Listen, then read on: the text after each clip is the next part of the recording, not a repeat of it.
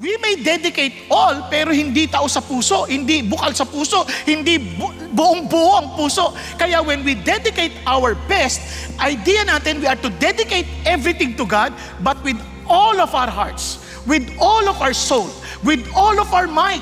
Hindi yung parang basta-basta na lamang. Kumbaga, when we come to God in worship, in prayer, todo tayo. Kaya nga sabi ni Jesus, if you want to follow me, take up your cross, patay ka na, todo ka. Deny yourself, then follow me. Wala na yung, I receive Jesus, pero pag alis na ng lugar na to, wala nang pakialam ulit si Jesus. Katulad hindi na pakita, totoo ba si Jesus? Hindi natin makita yung kapangyarihan because we're not willing to give our all.